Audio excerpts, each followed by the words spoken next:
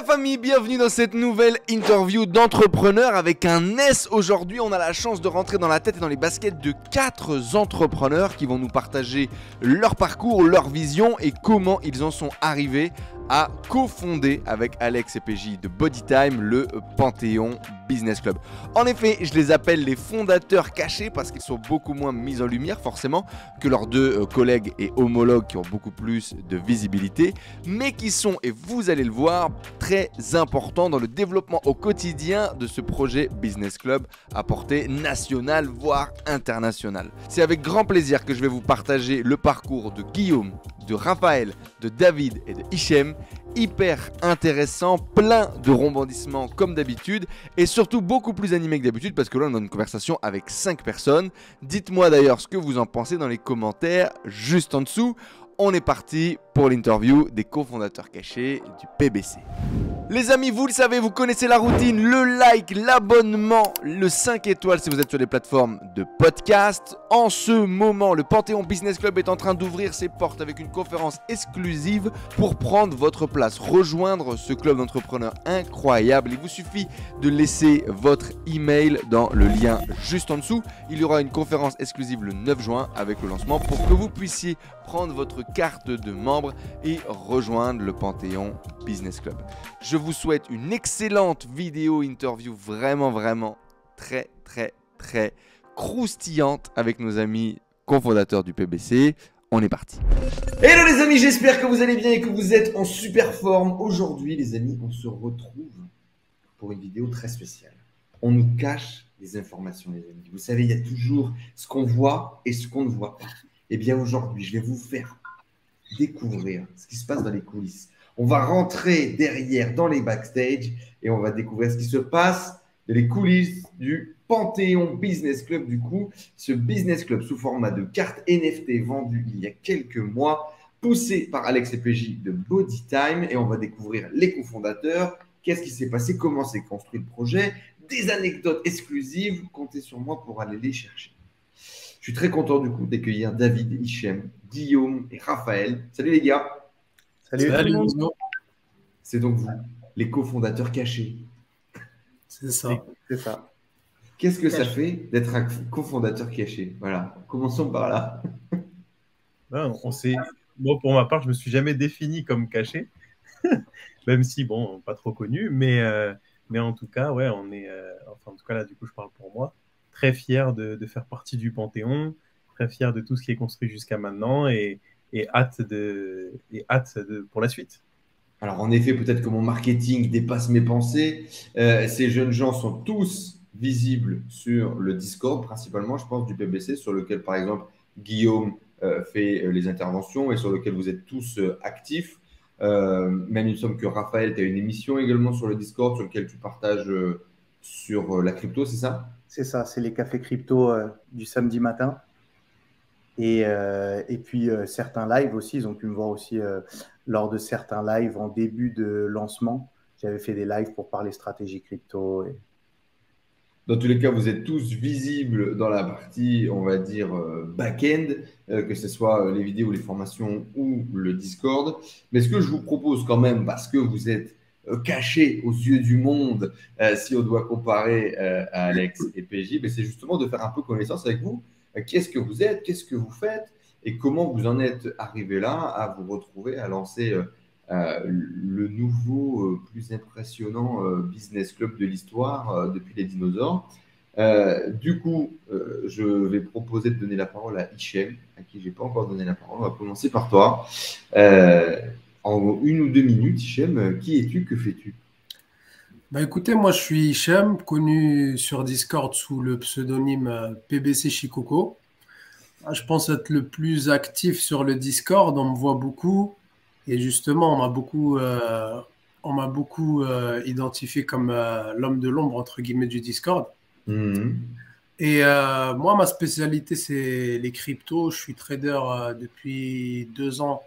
J'en vis principalement de mes cryptos. Et en même temps, je m'occupe pour le PBC de toute la partie communication interne, tout ce qui est Instagram, le Discord, la communauté. J'essaie de créer un peu les nouveaux challenges, les nouvelles dynamiques hebdomadaires de la commune. Mhm. Et en même temps, je fais aussi quelques lives sur le domaine des cryptos principalement et du mindset pour la communauté. Comment t'en es arrivé du coup à devenir trader indépendant? T'es tout jeune en plus. Tu faisais quoi avant et comment t'as réussi à te lancer? C'est ça. En fait, moi, j'ai baigné dans l'entrepreneuriat depuis le début de ma vingtaine. Je me suis rendu compte que le système scolaire classique, c'était pas vraiment fait pour moi. Donc, j'ai lancé mes business à gauche, à droite. J'ai vendu des sushis. J'ai touché un peu à tout. Je suis autodidacte. Et au fil du temps, des années, je suis quelqu'un de maniaque et de perfectionniste. Ça veut dire que je me suis lancé dans la blockchain via PBC Raphaël, qui est avant tout mon ami et mon ancien camarade de lycée. Et ensemble, on s'est donné, il m'a initié dans la blockchain. Je me suis formé tout seul. Je passais mes journées du matin au soir à vivre et respirer crypto. J'ai mis tout ce que j'avais dans un premier temps et j'ai perfectionné au fil du temps mes skills. Et de fil en aiguille, j'ai réussi à en tirer un bénéfice qui m'a permis d'en vivre et une expertise que aujourd'hui je peux repartager à la communauté du PBC.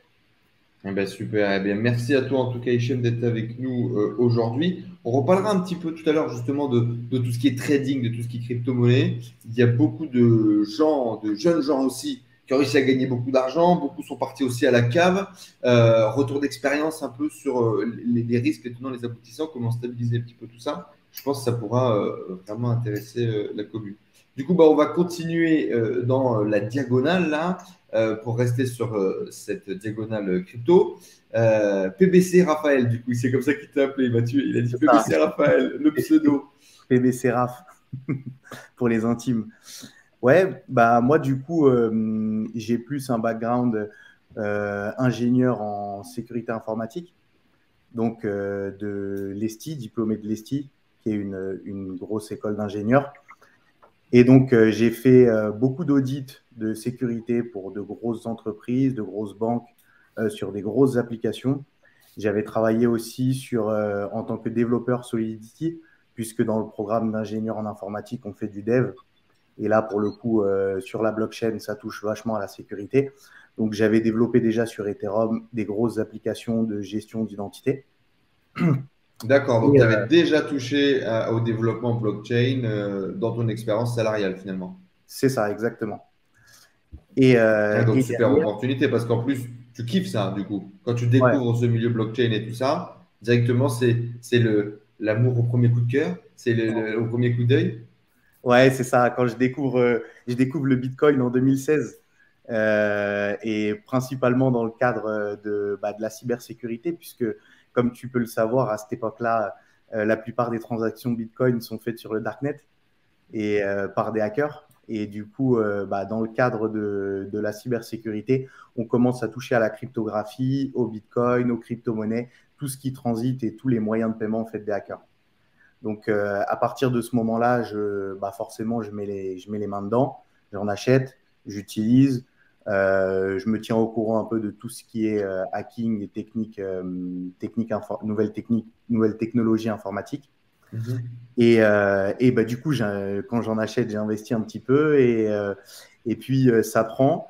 Et finalement, quand ça commence à bien prendre en 2017, j'investis beaucoup en me disant, punaise, j'aurais dû mettre beaucoup plus avant.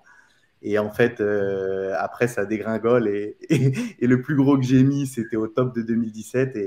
Et finalement, je perds tout. Novembre, décembre 2017, tu en remets. Je perds tout le livret. Voilà. Ensuite, je me suis bien formé. Là, j'ai poussé sur l'aspect blockchain et je me suis vraiment spécialisé blockchain. Je me suis formé aussi au niveau financier. Et du coup, j'ai mis en DCA tous les mois pour arriver jusqu'à maintenant au Bull Run 2021 avec des belles plus-values. Donc, du coup, DCA, Dollar Cost Averaging, l'idée, c'est d'acheter tout le temps, finalement, peu importe le coût, afin de lisser la variance. Quand est-ce que tu es devenu entrepreneur, toi? Tu es encore salarié aujourd'hui? Non, Je suis plus salarié. J'étais déjà entrepreneur depuis assez longtemps. J'avais lancé ma marque de vente de thé e-commerce avec un premier associé. Ensuite, je faisais des formations. Il y a 2 ans, je m'étais lancé dans les formations crypto. Je faisais des formations, mais c'était plus personnalisé. C'était pas à grande échelle. Donc, Hichem a fait partie de cette formation au début. Ensuite, lui, il a continué à se former tout seul puisque c'était 18 heures de formation. Et ensuite, on s'est mis dans les NFT avec David et Guillaume qui ont été associés, mais ils vous en parleront après. Quand justement David voulait me pousser à exporter cette formation à plus grande échelle et avec un pass sous format NFT. Donc voilà. Et donc, ça a été la première aventure NFT qui nous amènera un petit peu derrière au PBC. On aura l'occasion d'y revenir. Merci, Raph, en tout cas, d'être avec nous aujourd'hui et bienvenue.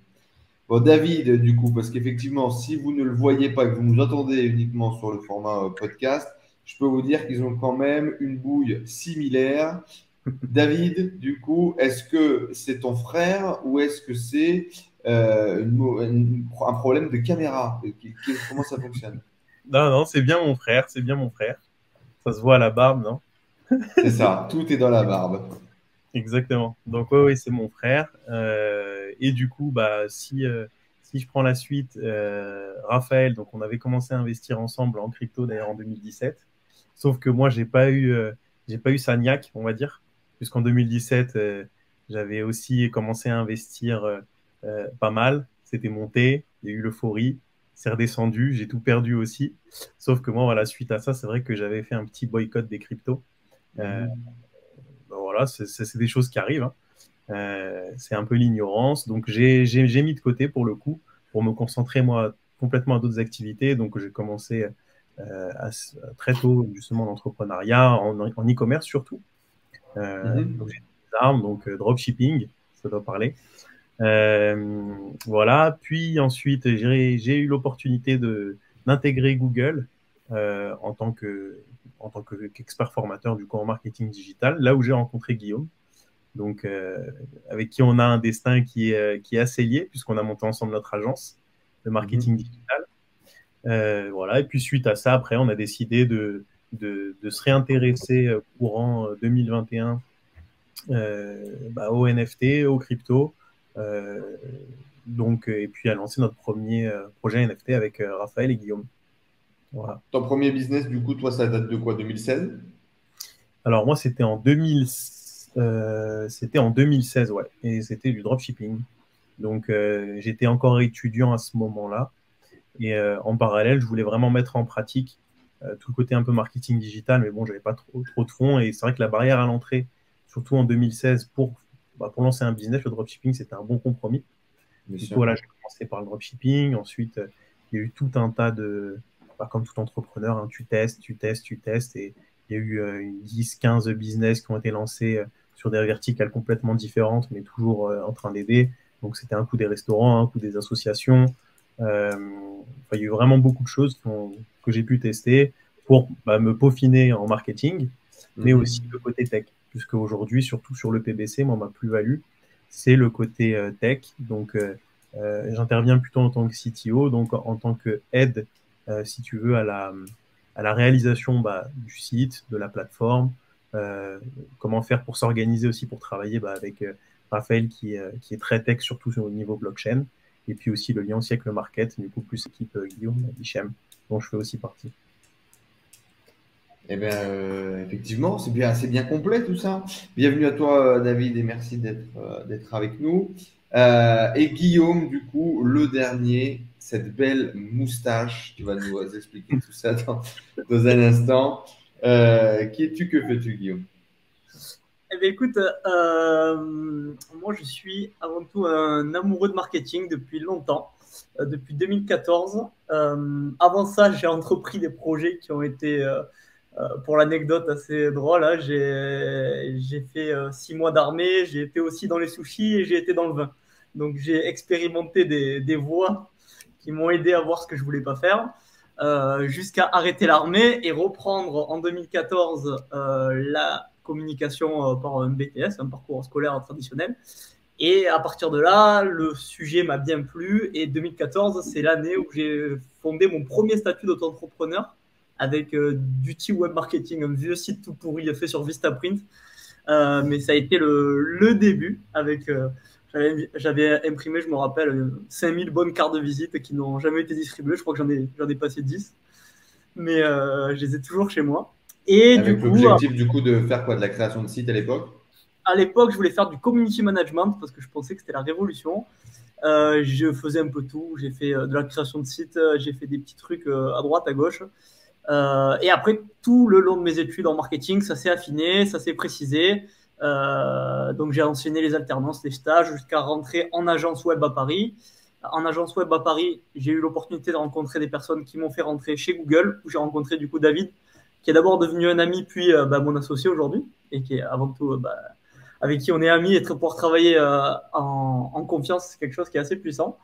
Et moi, du coup, comme vous le comprenez, je suis plutôt sur la verticale marketing, sur la stratégie marketing et le développement des actions de marketing externe, surtout, pour faire la différence avec Hichem. Et voilà, pour le petit résumé en mode rapide du parcours, parce qu'il y a des choses qui se rejoignent avec David. La partie agence, on a fait la même chose, on est resté sur de l'agence digitale pendant un moment, et là aujourd'hui… c'est l'agence digitale en tout cas qui t'a fait gagner, on va dire, ton indépendance, qui t'a permis de gagner ta vie avec ton business, quoi. Ouais, c'est ça, exactement. Avant l'agence même, j'étais en freelance et j'avais pris un peu dans le même parcours que David. Avant de monter l'agence, on s'est déjà mis en mode indépendant en tant que freelance.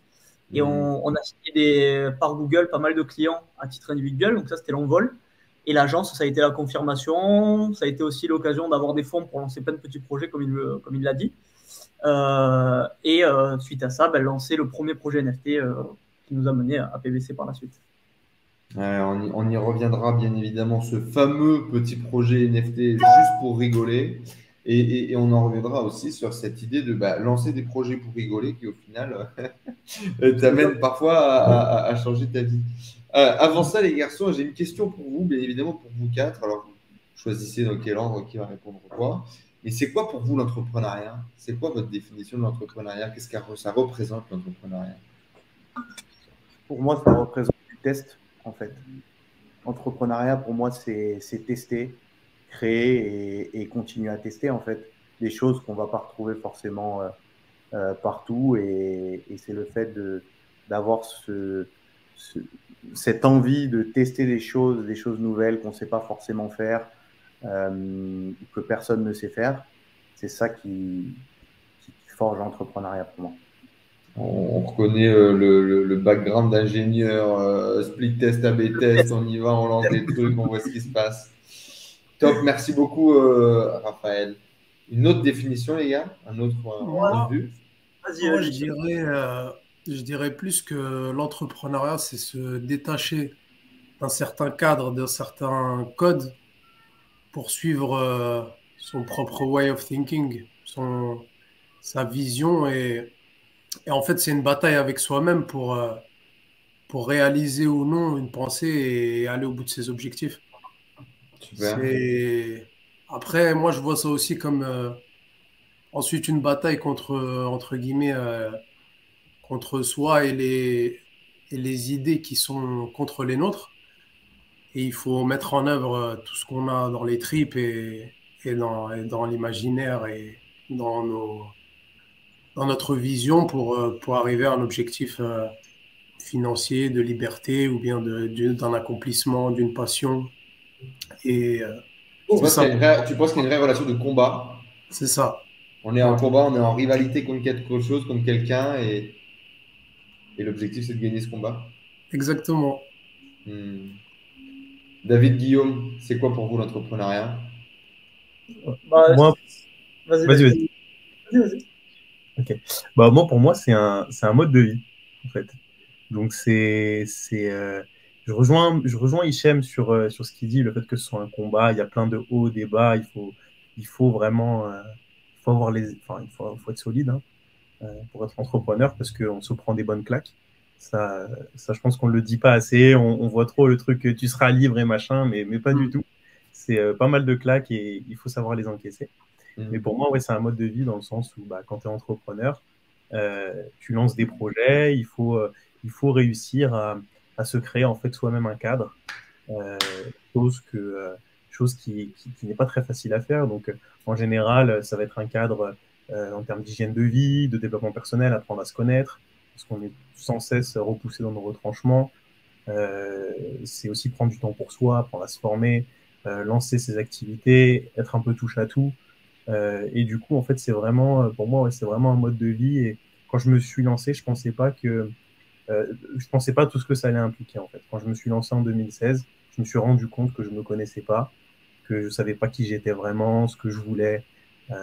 Et en fait, tout ça, ça a été partie prenante. Donc, mode de vie, commencer à apprendre un peu apprendre ce que c'était que de bien manger, commencer à apprendre ce que c'était aussi que de faire vraiment du sport, commencer à apprendre ce que c'était de se former et de vraiment travailler aussi, parce qu'on travaille, enfin, en tout cas pour ma part, je travaille beaucoup, beaucoup. Top. Ben, merci David. Guillaume, pour toi, du coup, alors c'est quoi l'entrepreneuriat? Bah, je rejoins un peu tout le monde, mais pour moi, avant tout, c'est résoudre des problèmes. Mais si on résume le truc, c'est résoudre des problèmes. Parce qu'au final, tu te rends compte que tu penses que tu te mets à ton compte en tant que freelance pour faire du graphisme, tu penses que tu vas faire que ça, mais au final, non. C'est que tu prends les problèmes, les emmerdes les unes après les autres et tu fais que les résoudre constamment, constamment, constamment. En fait, tu te sors d'un cadre où on te donne une tâche et tu fais ton truc. C'est en mode, tu te mets à résoudre des problèmes. Et tu vas te retrouver à résoudre des problèmes administratifs, des problèmes juridiques, des problèmes d'organisation, des problèmes de cadre de vie, des problèmes de tout. Et c'est une succession de problèmes, mais vu que la vie, c'est ça la vraie vie en fait, parce que tu apprends par ces problèmes-là à te connaître, tu apprends en faisant ça à... tu te développes en fait, tu n'es pas, comme le disait Hichem, tu sors d'un cadre, et cette résolution de problèmes, ça t'apprend tes limites, ça t'apprend ce qu'il faut apprendre, et c'est du développement. Pour moi, c'est la seule manière de faire. Les autres sont... Évidemment, il y a des voies pour tout le monde, et chacun peut s'épanouir comme il veut. Mais pour les caractères qui ont envie d'être indépendants, qui ont envie de jouer vraiment comme ils ont envie, en fait, c'est le plus beau chemin, je trouve. Ça ne veut pas dire liberté, parce que tu n'es jamais libre, tu as toujours des contraintes, tu as toujours des clients, tu as toujours des deadlines, toujours des trucs. Ce n'est pas une notion de liberté dans ce sens-là, c'est une notion de liberté plutôt dans je choisis mes combats, et je choisis les problèmes que je vais résoudre. Alors que quand tu travailles ailleurs, on t'ordonne des problèmes à résoudre. Là, c'est toi qui choisis tes combats, c'est toi qui choisis tes problèmes. Et c'est ça la grosse différence, je trouve, l'entrepreneuriat. Et si vous aussi, les amis, vous partagez une vision de l'entrepreneuriat qui est très similaire, le lien est juste en dessous. Le PBC rouvre ses portes et si vous ne voulez pas rater votre carte de membre pour participer à un événement incroyable avec Oussama Hamma, Idrissa Berkane sur scène, c'est fin du mois. Profitez-en, début juin, les places vont être vendues comme des petits pains. Vous allez choper votre accès qui va vous donner accès bien évidemment à l'intégralité des formations à l'intérieur du PBC et tous les prochains événements à venir, notamment celui du Zénith de Toulon. Prenez vos places, le lien est juste en dessous. Mais les garçons, on a compris maintenant ce que c'était que l'entrepreneuriat pour vous, mais pourquoi est-ce que vous avez entrepris? Qu'est-ce qui motive votre entrepreneuriat à vous? Qu'est-ce que vous allez chercher dans l'entrepreneuriat, Raph? Ce que je vais chercher personnellement dans l'entrepreneuriat, déjà, il y a la partie financière, en fait. Forcément, on va tous s'y retrouver là-dedans. On va chercher la liberté financière. On va chercher. Ingénieur, déjà consultant, machin, tu devais déjà gagner au moins 35K en sortant d'école, 40 si tu négociais déjà fort à l'époque. C'était déjà pas mal, c'était déjà sympa. Tu aurais pu avoir la sécurité entre guillemets de l'emploi, des bons salaires. Quand tu dis que tu vas chercher l'argent, tu vas chercher quoi? Combien? Est-ce que tu es hyper ambitieux? Est-ce que tu as la dalle? C'est quoi ta vision par rapport à ça? Forcément, quand tu es entrepreneur, il faut avoir la dalle, hein. Donc moi, ma vision, comme tu le disais, quand tu sors d'école d'ingénieur, premier salaire, c'est 40K. Si tu négocies assez bien, après, tout va dépendre de quel domaine. En tout cas, moi, mon domaine, c'était assez facile de négocier les 40K. Ouais, la sécurité informatique, c'est quand même assez pointu et en général, les mecs sont plutôt bien payés quand ils sont bons. C'est ça, même blockchain, blockchain, il n'y en a pas beaucoup. Donc, en tout cas, à l'époque, il n'y en avait pas beaucoup. Donc, c'était assez facile de bien négocier. Mais effectivement, tu es obligé de travailler tous les jours sur tels horaires, on t'impose un cadre, on t'impose aussi tes vacances, les dépenses, même si jamais c'est des bons salaires, tu dois quand même faire attention et calculer. Donc, bon, tu n'es pas à l'article de la mort, tu peux partir en vacances, tu peux te faire plaisir, tu peux t'acheter des nouvelles tech, etc. Mais après, moi, j'aime bien tout ce qui est technologique, les derniers drones, les derniers Mac, les derniers téléphones. Pourquoi? Pour tester un peu ce qui se fait, ce qui se crée, etc. Et juste pour pouvoir faire ça sans compter, sans être trop regardant, c'est toujours intéressant de gagner un peu plus. Et après, au niveau entrepreneuriat aussi, c'est quand tu as des idées et que tu as envie de les voir, en fait, de pouvoir les utiliser, et qu'elles ne sont pas créées, tu te dis, putain, j'ai envie de créer ça, j'ai envie, même pour moi, pour l'utiliser, etc. Et c'est ça qui m'a poussé, en tout cas, à entreprendre. Ouais, donc il y a vraiment, encore une fois, ce truc un peu de R&D, de vouloir créer, de vouloir construire quelque chose potentiellement de nouveau. Tiens, David, je vais te poser la question à toi tout de suite, et puis j'enchaînerai également sur une question de est-ce que l'entrepreneuriat, on a ça dans le sang ou pas, vu que typiquement, vous êtes frères. Pourquoi t'entreprendre, du coup, David? Alors moi, c'est pas tant pour l'argent, et il y en a, bon, je sais pas si les gens me croiront ou pas, mais après, bien sûr, tu lances des activités des fois pour l'argent, il faut bien que tu puisses vivre. Mais je me suis rendu compte que quand tu le fais pour l'argent, au final, déjà, ça marche pas tant que ça. Et puis, c'est très dur de tenir sur la durée. Ça, c'est vraiment quelque chose. Voilà, j'avais déjà lancé des activités vraiment uniquement pour me faire mon salaire à la fin du mois. Et c'est vrai qu'à la longue, je me sentais pas épanoui. Donc là, pour le coup, vraiment, moi, c'est. Tu veux dire le dropshipping, c'est ça? Le dropshipping, typiquement, c'est vrai que ça. Enfin, le dropshipping, ça en fait partie. Après, moi, c'est vrai que c'était au début, je faisais du dropshipping AliExpress, donc j'apportais pas spécialement de valeur au client final. Donc moi, je m'en suis plus servi pour me nourrir et puis pour faire mes armes dans le marketing. Donc ça a été vraiment ça. Et puis dès que je me suis dit, dès que je me sens en confiance, dès que je lance autre chose, c'est quelque chose que j'arrête. Par contre, l'e-commerce, continuer, pourquoi pas l'e-commerce, mais avec une vraie plus-value, apporter vraiment de la valeur aux gens. Tu vois, c'était vraiment dans ce sens-là. Mais sinon, pour moi, l'entrepreneuriat, c'est vraiment l'aspect sécurité. Donc c'est marrant parce que ça va. C'est paradoxal, ouais. Tout le monde se dit, ouais, mais tu sais, la sécurité, c'est aussi d'avoir un CDI peut-être, dans une bonne boîte, etc. Et moi, en fait, c'est vrai que dans ma dernière année d'études, moi, je suis quelqu'un aussi de très, très perso, c'est-à-dire que je compte beaucoup sur moi, je ne demande pas de service en général. C'est vrai que je compte beaucoup sur moi. Et le fait de travailler dans une entreprise, pour moi, je me sentais vraiment pas en sécurité. Ça m'était arrivé quand j'étais en alternance. Je m'étais rendu compte qu'un de mes boss que j'adorais, qui était vraiment humainement au top, s'est fait mettre au placard. Et ça a été pour moi une grosse révélation du monde de l'entreprise. Voilà, tu arrives à 50 ans, tu as fait ton temps et on te met au placard. Et pour te réinventer, c'est compliqué parce que tu t'es oublié pendant plusieurs années. Donc, pour moi, il y en a pour qui c'est une certaine sécurité d'être en entreprise. Pour moi, ça a été l'inverse. Donc, c'est plus ça, moi, qui m'a poussé à me lancer. Et après, bien sûr, le fait aussi comme je travaille beaucoup, je m'étais rendu compte que moi, je m'épanouis aussi en travaillant beaucoup. Je m'épanouis en ayant une certaine liberté aussi. Donc, c'est un peu le tout, mais pour le coup, c'est peut-être l'aspect sécuritaire, si je dois résumer en un mot, tu vois. Ouais, c'est paradoxal du coup, hein. L'entrepreneuriat serait plus une sécurité pour toi que n'importe quel CDI ou même la RATP, même la SNCF. Je pense que... en fait, moi, je vais te dire pourquoi ça me rassure, c'est que le fait de lancer un business et le fait d'arriver à en vivre, je me dis, ok, je sais faire de l'argent. Demain, et ça m'est déjà arrivé 2 fois, du coup, la deuxième fois étant il y a 2 semaines, ça m'est arrivé de perdre beaucoup d'argent. Ça m'est arrivé même de tout perdre et de me dire, rester positif, me dire, mais c'est pas grave, ça va remonter. Donc là, un petit clin d'œil à tous ceux qui ont perdu de l'argent avec le Luna. Sur le Luna. Voilà, donc je fais partie de ces gens-là. Je croyais en cet écosystème, etc. Et du coup, bon, c'est la vie.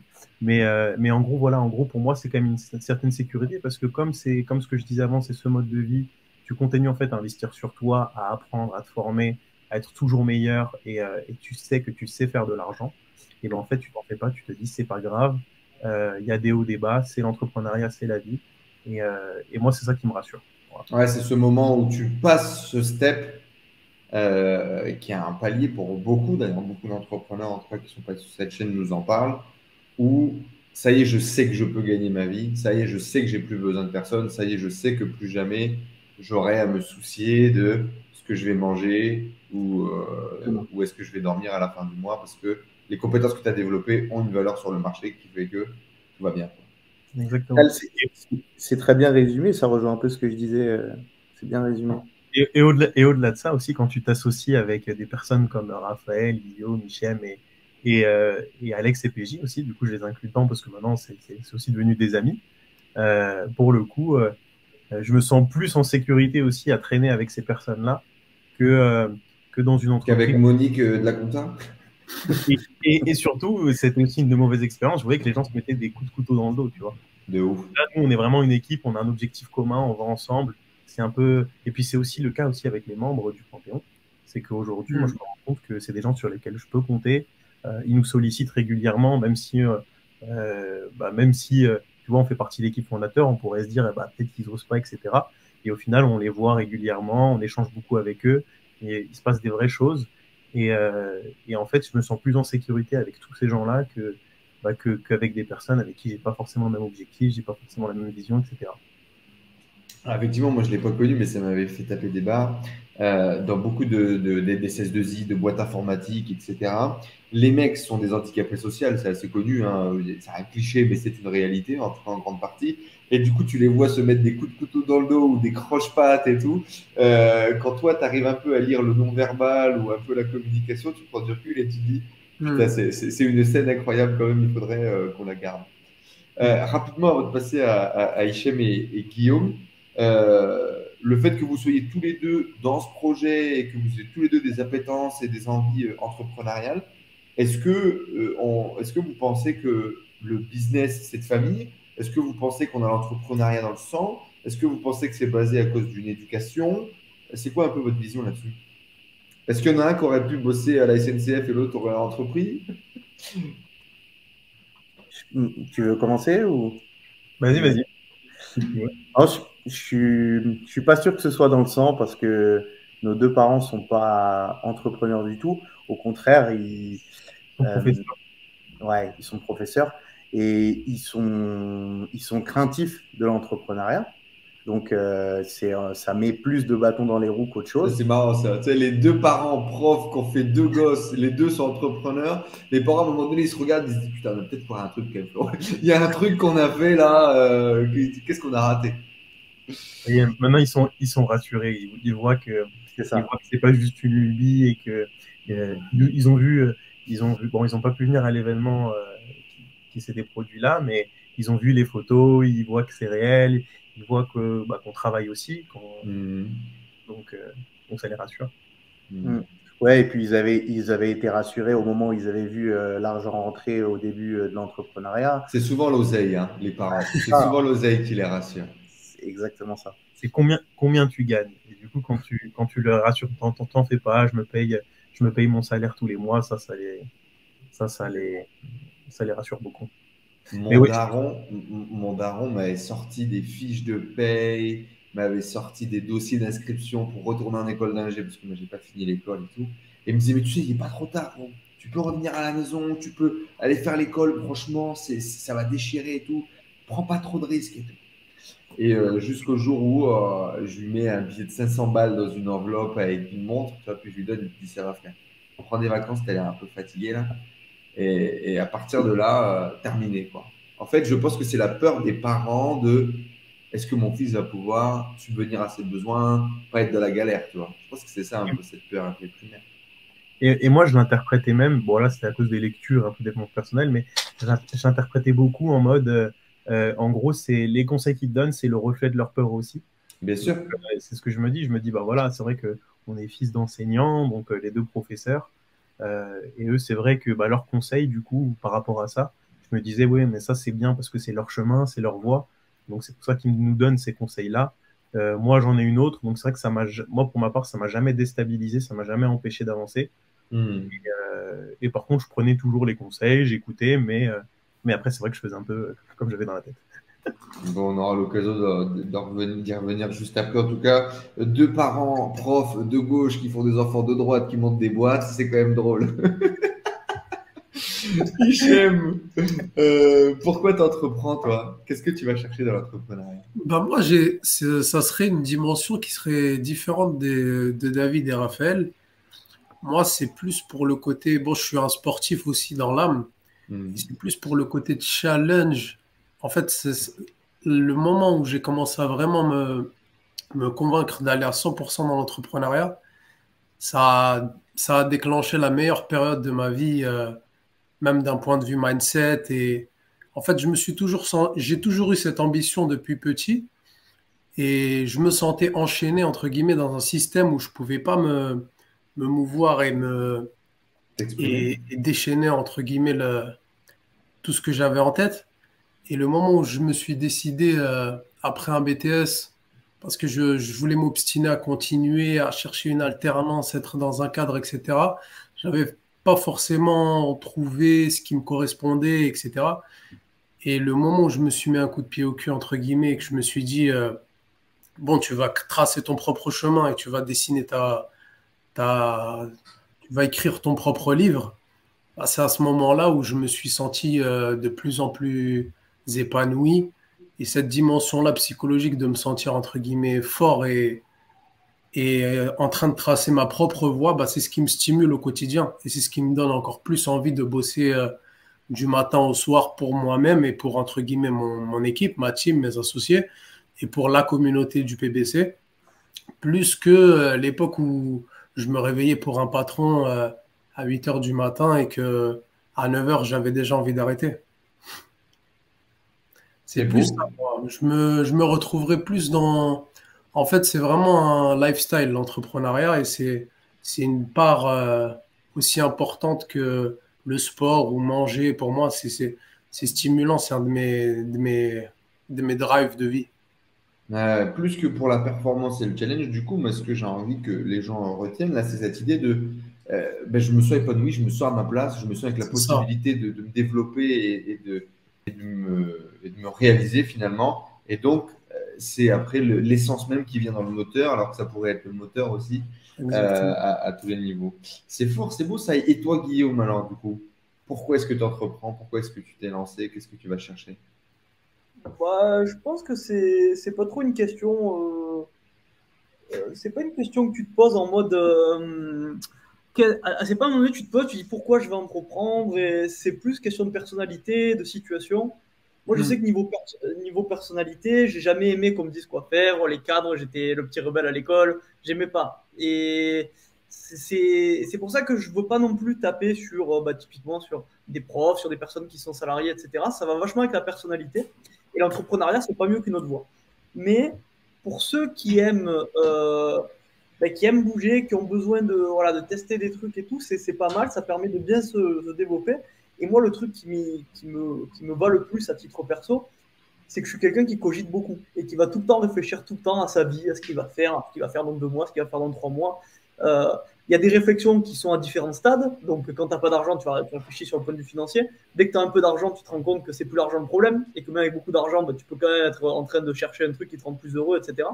Donc, c'est plus une question de dire, moi, pour ma part en tout cas, l'entrepreneuriat, c'est la seule voie en fait qui te permet de faire avancer ta réflexion. Si tu es quelqu'un qui cogite et qui va réfléchir tout le temps à ces situations et que tu es calé à un poste et que tous les jours tu fais la même journée et que tu n'as pas d'éléments pour alimenter ta réflexion, tu deviens fou. Et moi, je sais que les quelques mois que j'ai fait en alternance où j'étais dans un poste, c'est ça qui m'a aussi... d'un côté, j'étais content, j'avais des plans, je me disais, hey, je vais rentrer chez Google en tant que salarié et tout. Mais très vite, quand j'ai vu des mecs qui s'agitaient autour, qui étaient freelance et tout, je me dis, putain, mais c'est la folie. Eux, ils font ça, eux, ils gagnent de l'argent, eux, ils travaillent à leur compte. J'ai vu que c'était possible. Je dis, mais ça me va beaucoup plus. Et les premiers mois où je me suis mis à bosser pour moi-même, j'ai dit, mais là, ça change tout.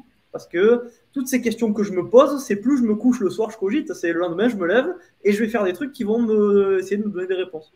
Donc moi, c'est plus dans ce sens-là. Et c'est pour ça que j'ai pris cette voie-là. Je pense que c'est vachement lié à la personnalité. Et je pense qu'il faut surtout tout tester. Tu peux pas te dire je vais être entrepreneur et puis c'est tout. Je pense que c'est bien de tester, d'être salarié, d'être en alternance, d'être tout ce que tu veux. Parce que dès que tu as un truc qui te gratte, si tu vas le tester, tu peux l'écarter de ton chemin ou le garder. Et c'est pour ça que j'ai testé l'armée, que j'ai testé livreur de sushi, que j'ai testé la fac, que j'ai testé le vin, que j'ai testé plein de trucs. Si tu fais pas ces tests-là, tu te contrains à une voie que tu n'es pas forcément bien. Moi, pour moi, j'ai toujours pris l'option de dire je fais quelque chose, si ça me plaît, je continue, si ça me plaît pas, j'arrête. Et l'entrepreneuriat, pour ça, vu que c'est toi qui te gères et c'est toi qui fais tes projets, tu as cette liberté-là. À titre perso, c'est pour ça que ça me convient bien et que je suis parti là-dedans. Eh bien, merci les garçons pour ces partages remplis d'authenticité et de transparence qui nous en donnent un peu plus sur vous. Pourquoi le PBC alors du coup? Comment est-ce qu'on en est arrivé au PBC? On en a parlé rapidement tout à l'heure, une première collection NFT qui a été lancée par la triade David, Guillaume, Raphaël. Hichem était là déjà. Hichem était là aussi. Bon, par tout le monde, alors, voilà. Donc, un premier projet NFT lancé avec l'ambition de vendre des formations crypto-monnaies sur un format NFT avec une carte et un accès digitalisé. C'est ça l'idée? C'est ça. Ouais, c'est ça. Si tu veux, ce projet-là, pour t'en parler, c'est à la base, c'est plus un pari qu'autre chose. On voit la hype passer des NFT, on voit tout ce qui se passe. Évidemment, on est plein d'idées dans tous les sens, comme tout le monde, des idées à droite à gauche dans les cartons qu'on a écrits, qu'on a fait ci, etc.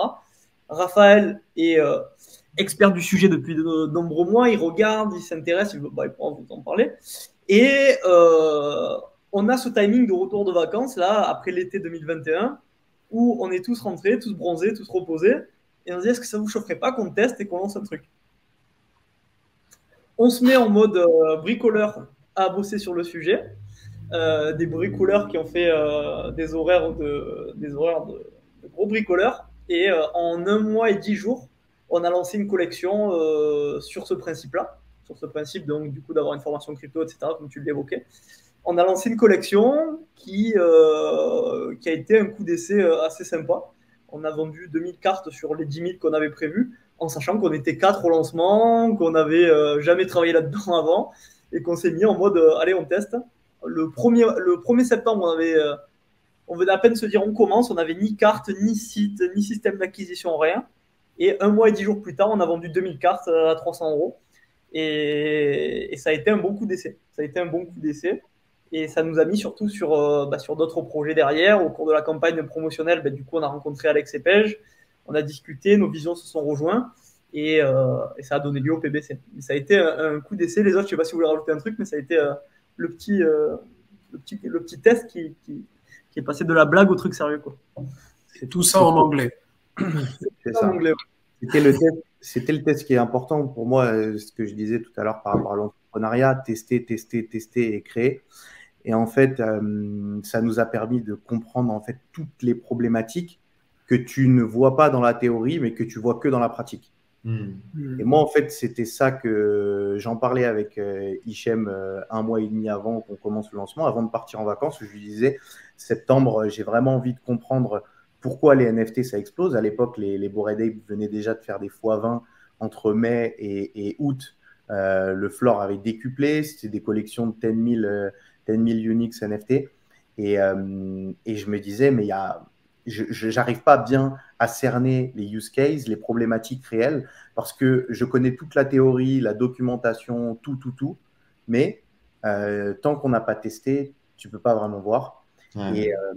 Et David me dit, et j'en parle aussi à David, et je lui dis, voilà, j'ai vraiment envie de tester ça sur les NFT, mais tout seul, c'est du travail, c'est trop lourd à porter, c'est impossible. Et David, il me dit, en plus, là, toi, tes formations que tu vends en perso, tu peux les exporter. Et en fait, même pour revenir un petit peu à ça, c'est qu'en mai, si tu veux, les NFT, ça n'avait pas... Enfin, parce que là, on parle de ça au tout début, quand on avait commencé à en discuter, on était en mai quand même, en mai 2021. Donc, c'était il y a 1 an à peu près. À ce moment-là, il y a les Bored Ape. Ça n'a pas encore pété, ouais. Non, ouais. Il y a les Bored Ape qui viennent de sortir. Justement, on ne comprend pas bien. On sait, ça faisait quelques mois qu'on s'est intéressé encore à la crypto, on s'y était remis. Enfin, moi, pour ma part, en tout cas, Raphaël n'avait jamais lâché. Et moi, je m'y étais remis, je commençais à lui demander des conseils. Est-ce que tu peux me parler un peu plus? Je vois les NFT, etc. Et Ça a commencé à monter, ouais. En mai, les cours, ils bougeaient un peu. Il y avait de l'argent à faire. Hein. Ça commençait à arriver. Et à ce moment-là, j'ai dit, mais à mon avis, les NFT, il y a un vrai truc, parce que je vois ça passer partout, je commence à m'y intéresser et tout. Et c'est vrai qu'en en rediscutant, à ce moment-là, déjà, on voulait commencer à lancer à se mettre dans l'écosystème NFT, si tu veux. Et sauf qu'on s'est regardé, à un moment, on s'est dit, ouais, mais NFT, c'est un truc d'artiste. Et nous, on n'est pas artiste. Du coup, on a bêtement mis l'idée de côté. Et on l'a oublié jusqu'en septembre. En septembre, quand on est revenu à la charge, là, on avait mieux compris, comme Raphaël le disait, les use cases. Donc là, c'était vraiment le fait que, avec les Bored Ape, du coup, on l'avait vu, hein, c'était pas spécialement artistique. C'était plus une phase d'accès au club. Et du coup, nous, on avait voulu allier ça. En fait, c'était un peu... c'était un test, mais un test qui, quand même... voilà, on avait des vrais objectifs. On s'est vraiment donné les moyens. On y a été... 2000 ventes, quand même. Hein. C'est pas rien. Ouais, et puis c'est surtout que, comme le disait Guillaume, on partait entre guillemets de zéro. Nous, niveau marketing, c'était tout nouveau de marketer des NFT. Ah, puis c'est des autres façons de faire du marketing que ce que vous avez pu connaître ou faire avant dans l'e-com ou dans le service, ça n'a rien à voir. Déjà, Discord, frère, qui faisait du business sur Discord avant que les mecs se mettent dans les NFT? Personne. C'est d'autres langages, d'autres vocabulaires, d'autres stratégies de lancement. Il faut apprendre tout ça. Ben, rien à voir. Ben, ça, c'est clair. Et même au-delà de ça, après, on a voulu un peu allier la passion avec ce projet-là. On s'est dit, mais t'imagines, si on arrive à faire un club avec 10 000 personnes qui sont motivées, etc. Et du coup, on a commencé à créer un projet avec une vraie roadmap. Hein. Il y avait une vraie roadmap avec 10 étapes de cette roadmap, avec ça partait d'un accès à une formation en crypto NFT à un community wallet où l'argent qu'on gagne, on le met dedans et tous les bénéfices, on les redistribue à tous les hodlers, toutes les personnes qui ont des cartes de la communauté. Donc, on était parti assez loin dans la réflexion du truc en tant que passionné. Et en fait, derrière, ça nous a carrément... en fait, ça nous a...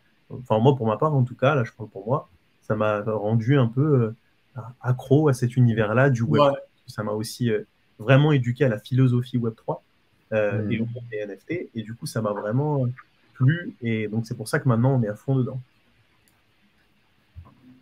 2000 fois 300, ça fait 600 000 balles. C'est déjà quand même une belle somme d'argent. Vous avez déjà réussi à faire un lancement aussi gros? En un mois, non. En un mois et 10 jours de travail, jamais. Et pourtant, on sait comment on aurait pu faire beaucoup plus. Seulement, voilà, on a appris. Nous, on a fait des erreurs qui sont dues largement au manque de connaissance du secteur, au manque aussi, pour donner un retour d'expérience, à vouloir se presser pour être dans la hype. On a lancé trop vite. Et alors, ça a ses vertus de faire vite, mais ça a aussi ses gros défauts. Et le fait de faire vite, c'est que il y a plein de choses qui ont été ratées, bâclées, qui ont été cafouillées. Donc, c'est un super lancement. C'était MVP, quoi. Ouais, c'était un MVP, mais c'est surtout qu'on s'est mis une pression de date qui est une erreur un petit peu. Tu vois, si on avait pris plus de temps, on aurait pu faire bien plus que ça. Donc, on est très fiers du résultat déjà. Mais ça nous a permis de tirer des leçons pour la suite et d'être un peu plus serein dans ce genre de lancement et de moins affolé qu'on a pu l'être à ce moment-là, parce qu'on était, comme il a dit David, comme il a dit Raphaël, on était dans l'excitation. On était super chaud, on voulait lancer vite. On s'est dit, il ne faut pas que ça passe. Donc, il y avait plein de trucs. Mais comme quoi, à toute étape, on apprend, on se construit, on fait des erreurs qu'on n'a pas fait avant. Et voilà, c'est ça le jeu, quoi. Et quand on fait autant d'oseille en si peu de temps sur un métier sur lequel on n'y connaissait rien il y a 2 mois, on se dit quoi? On se dit, là, il y a un filon, frère, il faut... Ça sent l'oseille, il faut qu'on bosse ou... Ça, on n'en avait plus trop de doute parce qu'on a vu les projets passer. Non, la vérité, c'est pas ça. En fait, non, si, c'est le truc. Moi, pour moi, ça a été, je te le dis honnêtement, c'est qu'en vérité, en fait, quand on a... Bon, là, on se confie un peu. Hein. Là, quand on a lancé ce projet NFT, marketingment parlant, donc là, c'était plutôt la partie de Guillaume et de moi. Marketingment parlant, si tu veux, ça a été un coup dur. Parce que pour nous, on avait travaillé dur, etc. Et il y a beaucoup de choix qu'on devait prendre. Et c'est dans ce sens-là que Guillaume dit qui ont été bâclés en très peu de temps. Beaucoup de choix, en fait, où pour des mecs du marketing, on ne connaissait pas assez notre marché. Et ça, c'est une grosse erreur, en tout cas à cette époque-là. Et du coup, c'est vrai qu'on se disait, mais il y avait des choses qui ne nous semblaient pas logiques, où on se regardait, on disait, non, mais là, il y a ça qui ne va pas. Et on se disait, et on se rassurait parce qu'on n'avait pas le temps, on se regarde, on se dit, non, mais t'inquiète, c'est des NFT. Les NFT. Il y avait le côté mystique. On disait, t'inquiète, c'est des NFT. Et du coup, on passait à côté, mais avec ce truc qui nous titillait, tu vois. Réunion, point de résultat, c'est des NFT. Les NFT. Voilà. Moi, c'était le truc qui finissait le débat. On discutait sur un truc, est-ce que les Kongs, est-ce que machin, est-ce qu'on devrait faire plus ça comme ça ou quoi? Et là, on disait, non, mais t'inquiète, c'est des NFT. Et ça a bien résumé le truc, c'est qu'en fait, il y avait une telle hype à ce moment-là. Parce que ce que je veux dire aussi, c'est qu'en septembre, tu es sur de mémoire, il y avait genre 3 projets NFT qui se lançaient par jour, grand maximum. C'était énorme. Non, c'est rien. Un mois après, le 14 octobre, tu avais plus de 30 projets NFT qui s'étaient lancés par jour. Donc, c'est lancé. Du moment où on avait l'idée avec un mois, si tu veux, c'était devenu insane le truc, c'était devenu n'importe quoi. Surtout qu'on était sorti en même temps qu'un gros projet de Dubaï qui a fait beaucoup de bruit. Donc ça aussi, c'était pas top pour nous. Mais qui a fait un bad buzz ou qui a fait un bon buzz? Qui a fait un bon truc. Et c'était le même jour, même heure, donc. Ça a été un peu compliqué, tu vois, mais il y avait je pense, cette manque de connaissance du marché global des NFT. On a fait des erreurs. On s'est plus reposé sur la tech que sur le market. Et ça, c'est une des grosses erreurs qu'on a fait. Mais avec le recul, en fait, et c'est pour ça que tu dis, voilà, faire beaucoup d'argent, ça vous a semblé, est-ce que vous étiez content? Bien sûr qu'on était content, mais nous, ce qui nous aurait plu, c'est d'aller chercher carrément ce sold-out-là pour aller justement lancer notre roadmap. Parce que la roadmap commençait assez vraiment. Pour la réaliser, il fallait des thunes et aujourd'hui, vous ne pouvez pas aller au bout du projet, quoi, c'est ça? Non, là, on n'avait pas suffisamment pour justement pouvoir faire tout ce qu'on avait prévu. Parce que pour le coup, on avait vraiment poussé la chose. On voulait vraiment apporter de la valeur aux gens. Là, aujourd'hui, du coup, on s'est arrêté à l'étape, parce que le projet n'est pas mort, on s'est arrêté à l'étape où il y a des lives toutes les semaines et où les personnes suivent des formations sur la crypto et les NFT qui sont que Raphaël dispense toutes les semaines. Mais tu vois, à partir de ce moment-là, et puis c'est une communauté qui est très soudée, bon, il y a des Anglais, il y a des Français, mais tu vois, nous, c'est vrai que on s'est... voilà, la déception est venue de là, c'est venu, tu veux, du fait de... on pressentait, nous, notre expérience des erreurs, et on le rationalisait en se disant, c'est du NFT. Et c'est un truc, à la fin, tu te prends une petite claque, tu te dis, putain, mais c'est vrai, j'aurais dû faire comme ça, on aurait dû faire comme ça, on aurait dû faire comme ça. Et mieux après, voilà, on avance et on se dit, pour la prochaine fois. Et du coup, c'est des erreurs qu'on ne reproduit plus. Et maintenant, c'est vrai que on regarde, on suit beaucoup de lancements NFT, on analyse, on sait à peu près si ils ont fait les mêmes erreurs que nous ou pas. On a même fait pas mal de calls avec des gens qui lançaient leur NFT, un peu en mode advisor. On leur donne des conseils sur comment lancer son NFT, comment réussir un lancement, et aussi juste pour leur partager notre expérience en toute transparence et bienveillance. Effectivement, l'expérience pour le coup vaut quelques centaines de milliers d'euros dans ces secteurs-là, et c'est très rapide. C'est très rapidement que ça fait la différence. En tout cas, si vous voulez faire une petite erreur à 600 000 euros, vous pouvez toujours m'envoyer un message. Ceci étant dit, du coup, eh bien, c'est ce projet-là, un peu sur un coup de tête, bon, même si on voit quand même que c'était réfléchi, que c'était attendu, qu'il y avait beaucoup d'envie, et qu'il y a eu finalement un résultat très intéressant. Comment est-ce qu'on en arrive au PBC? C'est en faisant la com du projet que vous tombez sur Alex et PJ. Comment est-ce qu'on en arrive à bosser avec 2 influenceurs multicasquettes qui font un peu de tout, et à se dire, OK, on va construire le Panthéon Business Club? En fait, pour cette partie-là, moi, à l'époque, pour notre premier projet, je m'occupais de chercher des nouveaux partenariats et des nouvelles vitrines pour notre projet. Et le truc, c'est que moi, en étant sportif, comme je suivais Alex et PJ depuis mon adolescence pour mes entraînements, tu vois. Ouais. Et du coup, je l'ai en tête et je dis aux autres, les gars, je pense à un mec, Alex, de Bodytime. Il ne le connaissait pas au départ. Je vais le contacter et je pense que avec sa vision, et je sais qu'ils sont un peu entrepreneurs, encore plus que dans le fitness, je pense qu'il peut nous répondre et qu'il peut kiffer. Ensuite, je lui envoie un mail, je lui rédige bien le mail avec... Juste, ouais. je te coupe une seconde parce que là, je veux juste. C'est le moment. Rétablir une vérité. Non, tout ce qu'il a dit, c'est vrai, mais juste rajouter une chose. Il nous a dit mot pour mot, les gars, Alex et PJ de Bodytime, c'est vraiment des bons gars, je les suis depuis longtemps. Grave. Si on les a, on sold out, on vend tout. Ouais, c'est ça. Et nous le dire, allez, vas-y, C'est ça. Voilà, après, Et je te du laisse. coup, Ça, c'est la petite anecdote.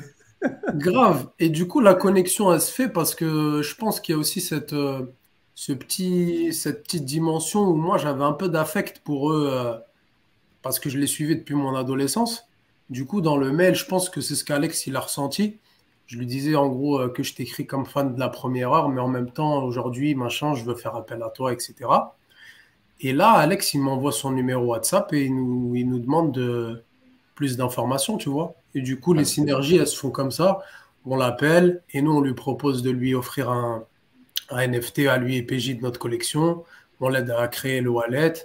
Et de là, bah, on garde un peu contact. Les synergies se font et ensuite, bah, on s'assoit autour d'une table et on réfléchit à un nouveau projet ensemble. Alors, juste pour la fin, du coup, ça ne s'est pas passé exactement comme ça. On avait été beaucoup en contact avec Alex Ah oui, c'est pour lui vrai. expliquer le projet, etc. Et en fait, si tu veux, quand je l'avais eu au téléphone la première fois et que je lui ai vraiment pitché le projet, il m'a dit, voilà, j'ai 30 minutes devant moi, enfin même 20 minutes. Vas-y, explique-moi le projet, je veux bien tout comprendre. Et je lui ai tout expliqué avec ma voix de passionné de la crypto et du Web3. Et en fait, il m'a dit, à la fin, il avait tout compris, il m'a dit, tu sais que ce projet, ce style de projet, d'avoir un club comme ça, mais pas forcément que formation crypto, mais entrepreneur avec des formations de tous les horizons, c'est un truc qui nous fait rêver avec PJ depuis des années. On voulait le lancer sur Facebook, sur des groupes Facebook, mais c'est pas très sécurisé, c'est pas très technologique. J'adore votre vision, etc. Et en fait, il nous avait dit, voilà, je veux bien vous partager, mais dès que vous sortez du rush et que vous finissez votre lancement, si vous voulez, on en rediscute. Ouais, donc là, tu as vraiment le truc où vous lancez un projet, entre guillemets, encore une fois, pour le kiff, pour l'expérimentation, pour découvrir.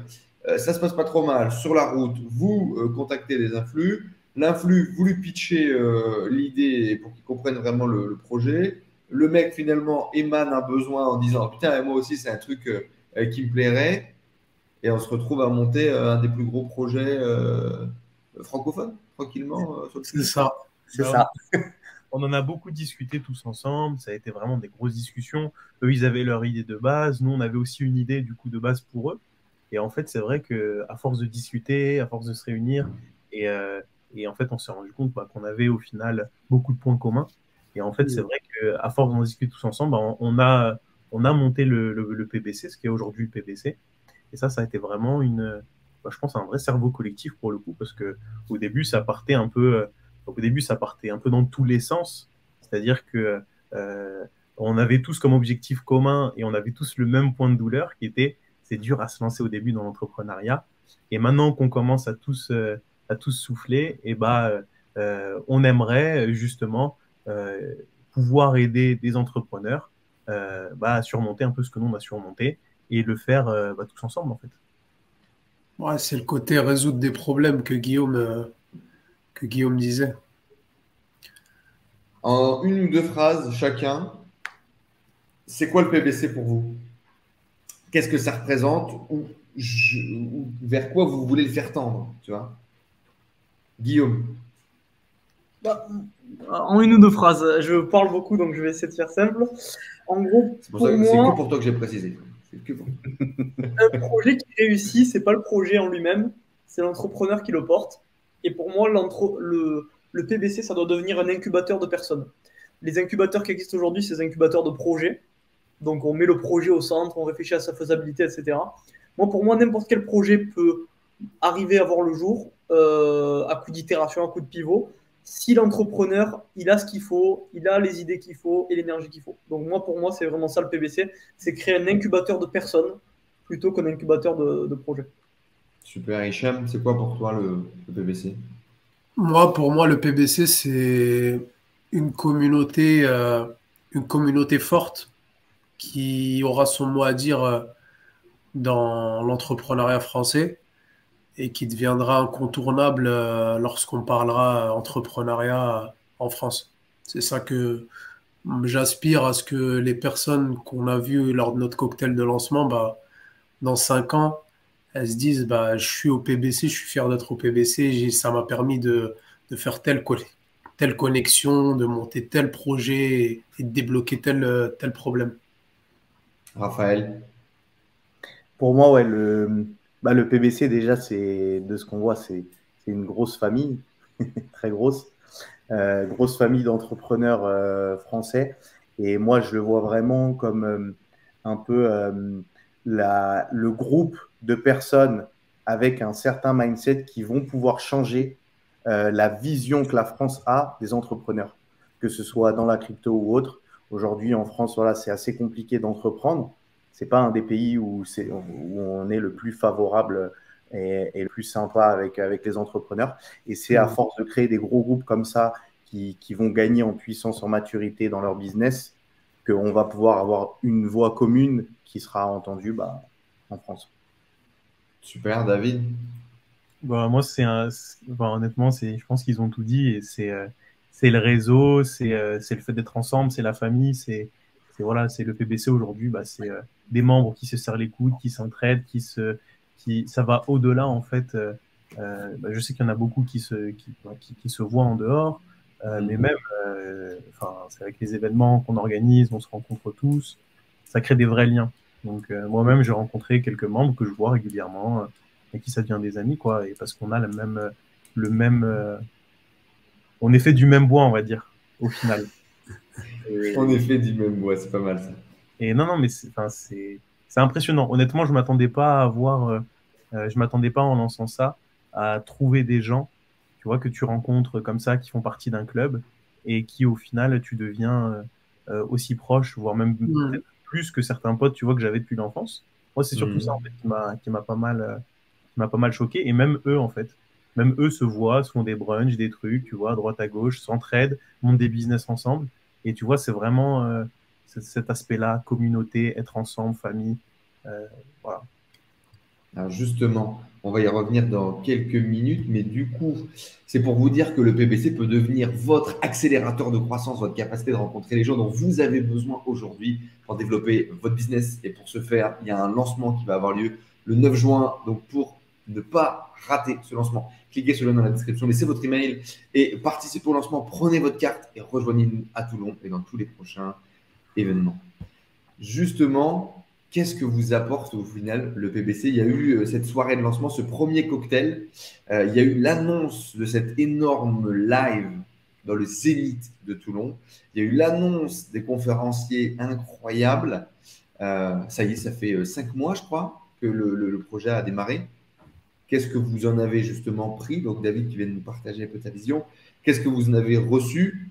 À quel point vous avez pu être étonné, en bien, en mal? C'est quoi un peu votre feedback? Moi, personnellement, la première chose qui m'a frappé, c'est de réaliser que, que tant de personnes pouvaient autant croire en la force d'une vision commune et croire en une team. Bon, nous, comme tu nous as présenté, on est les membres de l'ombre, les fondateurs de l'ombre, mais on est très proche de beaucoup de membres qui sont entre guillemets les aficionados et entre guillemets des généraux du PBC, des ambassadeurs qui diffusent toute l'essence même de ce que nous on veut véhiculer avec ce projet-là. On a des modérateurs qui sont limite des amis. Moi, je les ai au téléphone tous les jours. Des membres qui sont actifs, qui organisent des brunchs à gauche, à droite et qui nous-mêmes on participe à ces brunchs-là, ils commandent pour nous, ils connaissent notre plat préféré. C'est c'est touchant en fait. Et moi personnellement, ça me pousse encore plus à me dire que j'ai une responsabilité envers cette grosse communauté de plus de 700 entrepreneurs et je dois sortir mes tripes et tout donner pour que ce projet-là, il explose. C'est ça surtout, ce que ça m'apporte depuis quelques mois, je me réveille sans réveil à 6 heures du matin avec l'envie de tout casser. C'est fort, c'est beau. Les garçons? Bah, Vas-y, Dani. non, vas-y, t'inquiète. Non, mais c'est cool, ça fait seulement quelques mois, je trouve le temps il passe très vite, donc c'est un peu tôt pour en tirer des enseignements, mais c'est déjà très cool de voir qu'il y a des gens à qui c'est utile. On a eu beaucoup de personnes qui nous ont remerciés pour les lives, pour les formations. Là, évidemment, bah, avec la réflexion de tout ce qui arrive sur la suite, jusqu'à maintenant, il n'y a pas eu, moi pour ma part, en tout cas, j'ai pas trop fait ce travail de débrief sur ce que ça a apporté, tu vois. C'est plus en mode tout ce qui reste à faire et tout ce qu'on va faire. Mais oui, effectivement, de voir ce qui s'est construit, ça fait plaisir. De voir que les gens, on arrive déjà à leur apporter de la valeur, ça fait plaisir. Mais voilà, on en est qu'au tout début. Ça fait 3-4 mois, 3-4 mois depuis janvier. Donc là, c'est plus. C'est encore le lancement et enfin, moi, je ferai le bilan.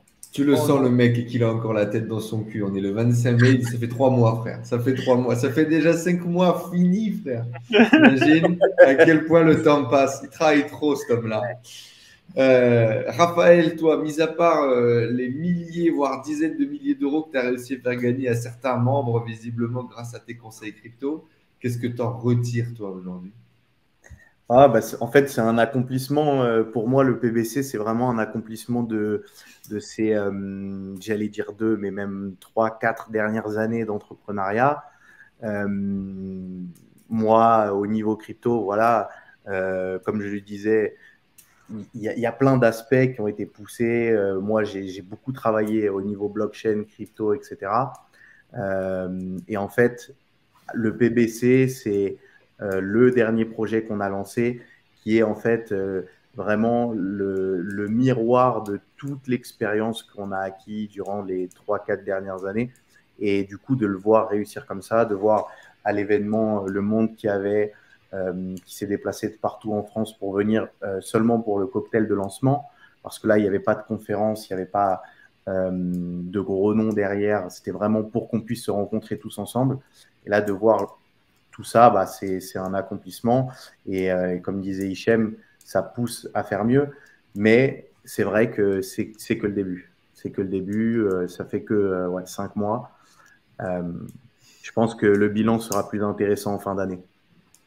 Super. David, un truc à rajouter, mis à part effectivement ces gens avec lesquels tu as pu connecter, ce qui est déjà énorme et cette place finalement que le PBC prend dans ta vie. Bah, écoute, je pense avoir quand même la double casquette, donc celle de fondateur entre guillemets de l'ombre et aussi de membre au final, parce que j'avoue que bah, je pense aussi être un des premiers bénéficiaires de ce club. Donc je suis quelqu'un, par exemple, je m'y connais pas du tout en immobilier, tu vois, c'est tout bête, mais du coup, grâce au club, bah, je commence à me former, je commence à échanger avec des gens qui sont plus experts que moi là-dessus et qui du coup bah, me donnent des conseils, tu vois. Et ça, c'est que sur un domaine, mais il y en a plein. Donc, il y a ça. Il y a le côté aussi forcément rencontre. Rencontrer des gens que j'aurais pas forcément, dont j'aurais pas forcément croisé la route sans le club. Donc, moi, pour le coup, ça a été vraiment, c'est beaucoup de travail forcément et c'est pas fini. C'est que le début. Mais déjà, j'en retire déjà des bons bénéfices et même, même très égoïstement, le fait d'avoir vu autant de monde venir, tu vois, de voir venir à l'événement au cocktail, ça a été très égoïstement, ça a été un bon sentiment, tu vois, de reconnaissance du travail qui a été fait et tout. Je pense que c'est important aussi. 100% d'accord avec toi. Et en tout cas, c'était un vrai plaisir aussi pour moi eh bien, de vous rencontrer, de voir ça, de vivre le projet un peu de l'intérieur grâce à cette petite position de porteur de votre message. Et c'était vraiment cool. Et on en parlait juste avant avec Alex et PJ, du coup, dans une autre vidéo qui sortira. Ben ouais, quoi, une vision. Comme Hichem le disait tout à l'heure, les gens ont acheté une vision, une promesse. Et quand tu as le truc qui se réalise, et que petit à petit, il devient tangible, il devient vrai, il se matérialise. Et c'est d'une belle main de fer que vous le réalisez. Et donc, félicitations les garçons. Et puis, continuez d'envoyer un max, hein, d'accord?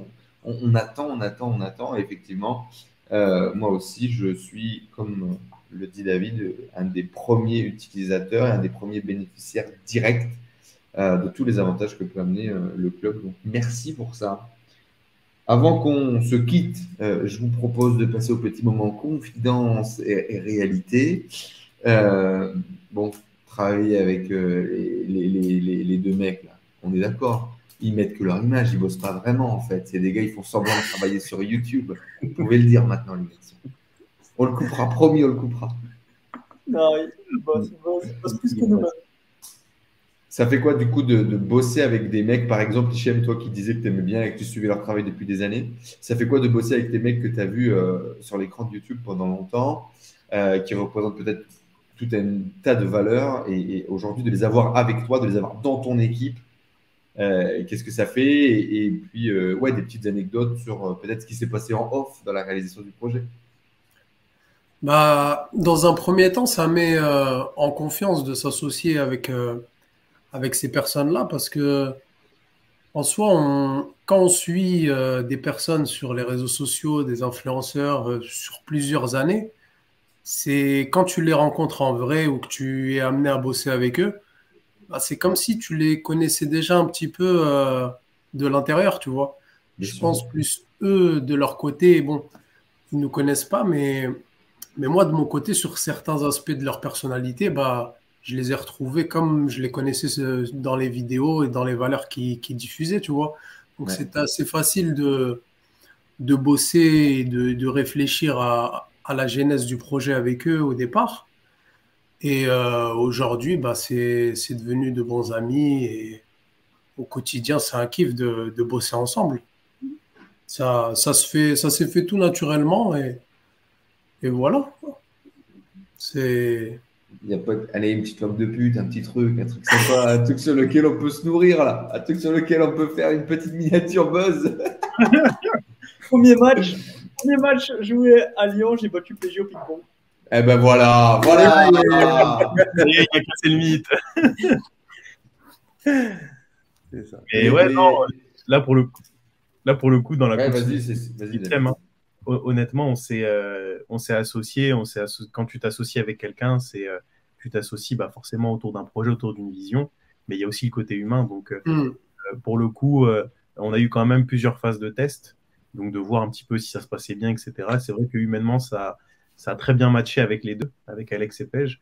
Et c'est vrai que là, sans ça, moi, je ne serais pas rentré dans le projet, tu vois. J'aurais pu intervenir, j'aurais été membre, ça c'est sûr, mais je ne me serais pas associé. Et là, c'est vrai que ça se passe vraiment bien, on s'entend très bien, on bosse bien ensemble, et c'est un kiff, quoi. Raph, Il n'y a rien de croustillant à dire, hein, franchement. rien de croustillant. Équipe C'est des gars parfaite. solides, ils font ce qu'ils disent. Des gars et tout. solides. Merde. Il n'y a que des gars solides dans l'équipe. Juste, PJ, il m'avait dit, ouais, mon max de pompe, c'est 60. Mais après, quand je l'ai vu en vrai, non. Et puis tu l'as éclaté au ping-pong aussi. Ah oui, j'ai éclaté au ping-pong aussi. PJ, je suis désolé frère, t'es là, tu fais toujours le malin au ping-pong, t'as pris 2 balles. Il y a 4 mecs sur mon live, il y en a 2, ils sont éclatés. De quoi on parle, PJ? De quoi on parle? Bon, parfait, bah écoute. Les chaussettes de l'archiduchesse, fais-lui faire le test. Mais je l'ai. Non, mais ça va, il est bon. Je l'ai en vidéo et il a réussi. J'ai un nouveau test pour toi, c'est de dire papier, panier, piano. Rapidement. Papier, panier, piano. Papier, panier, piano. Ah, papier, elle est pas facile. Panier, piano, papier, panier, piano. Alors, ça, c'est la nouvelle. Je vais me le noter, frérot. Allez, on a réussi à avoir Enzo. Voilà. Panier, papier, piano. Papier, panier, piano. Alors, c'est l'inverse. Ok. Écoute, tout à l'heure, il m'en a fait un hyper chelou, Alex. Ah ouais? Il m'a fait le hibou là-haut, en haut, en bas. Ah non, moi je sais, c'est Pinisho ou Anishba, Ibu Nishni Oniba ou Nishibu. Ah oui, ce truc-là, oui. Frère, moi je suis là, je lui ai répondu le Shiba, il a down, frère. Il a dit go by de dick, frère, c'est tout. Et donc après, il m'a dit oui, si tu comprends pas le français, c'est pas de ma faute. Il me l'a refait tout doucement. La pi, ba, je sais pas quoi. Non, c'est Pis Nish O, Kaios Nish Ba, Libus Nish Ni Oniba. C'est ça? Oh là là, Ouais, c'est ça, frère. exactement. Ah oui. Alors, dans ces cas-là, j'en ai un autre si tu veux. C'est Bricoté Trouilla. C'est quoi? Moi, je propose que les membres du PBC qui sont encore connectés avec nous à cette heure-ci écrivent Vive le PBC dans les commentaires juste en dessous, qu'on voit que vous êtes là, la famille. On compte sur vous, soutenir vos fondateurs qui sont le cœur du PBC aujourd'hui, au quotidien, tous les jours avec vous sur le Discord, pour remonter les informations, les nouveaux programmes, les nouvelles questions, les trucs à faire évoluer. Merci à vous tous, en tout cas les garçons, de vous impliquer autant dans ce projet et de faire ce que le PBC est aujourd'hui. Et on sera là pour voir la suite de ces aventures. Rendez-vous à Toulon pour le meilleur fucking conférence séminaire du business en France de l'année. Et c'est avec grand plaisir que je participe. Merci. Merci de nous avoir reçus. Le lien dans la description, bien évidemment, pour rejoindre le PBC et prendre votre fucking carte de membre. On se donne rendez-vous à Toulon, sur le Discord, dans la vie. Le highway pour le développement de ton business, c'est dans la description juste en dessous. Les garçons, merci beaucoup et à bientôt dans de prochaines aventures. Ciao tout le monde. Ciao. Merci à toi.